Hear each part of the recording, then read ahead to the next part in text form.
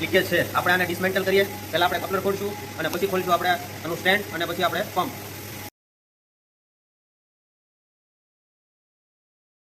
અને આ એનું એમ્પ્યુલર છે. આપણે આ એમ્પ્યુલર કાઢવાનું છે. નીચે અને છે ચીલ આવશે જે પાણી વોટર લીકેજ કંટ્રોલ કરે. આપણે એ બદલવાનું છે અને સર્વિસ કરીને ઓકે કરીને ફિટ કરવાનો છે. તમારી સામે આપણે સર્વિસ કરીશું. હવે આપણે આ એમ્પ્યુલર કાઢી લઈએ અને પછી અંદરનું આપણે સીલ કાઢશું. સીલ કાઢીને આપણે સર્વિસ કરીશું. સીલની અલગ અલગ માપ સાઈઝ હોય.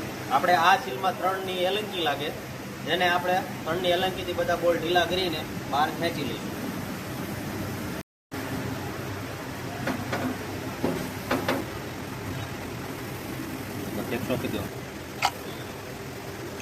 હવે આપણે આમાં આ ફેસ અને આ સીલ આ બેમાંથી જે ખરાબ હોય એ બદલવાનું રહેશે.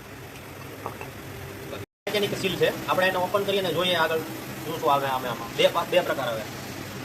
આ છે સ્ટેશનરી, જે આપણે એક ફિક્સ પોઝિશનમાં રહે, અને આ છે રોટરી, જે આ ફરે હારો.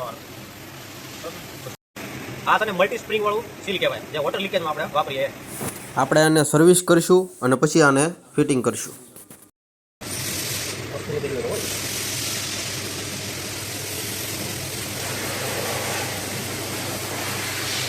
લાઈક કરજો, ફોલો કરજો અને શેર કરજો. આ સીલ આપણે આ સ્ટેશનરી બેસી ગઈ. હવે આપણે એને રોટરી બેહારી પાછા ટેબલ વળાવો.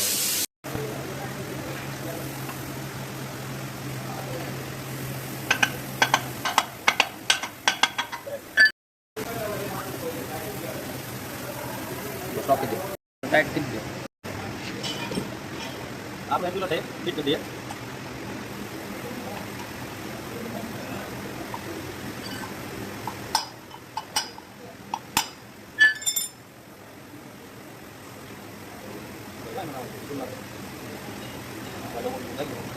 ટાઈટ કરી દઈએ બરાબર, જેથી એમ્પ્યુલર નીકળે ફ્રી ન થાય. અને લાઈક કરજો, ફોલો કરજો અને શેર કરજો અને કોમેન્ટ પણ કરજો.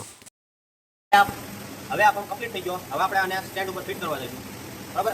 ફિટ કરી દઈએ. નટ બોલ્ટ ટાઈટ કરી અને ઓકે ફિટિંગ છે એ આપણે લાસ્ટમાં ચેક કરીશું બરાબર, રનિંગ કરે છે કે નહીં બરાબર. એ આપણે કપલર ફિટ કરીએ. આવી જાઓ. હું કાપી નાખી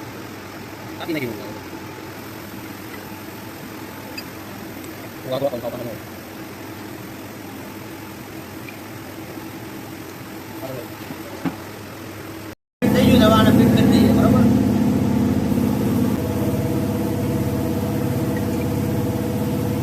હવે આપણે આને શરૂ કરીને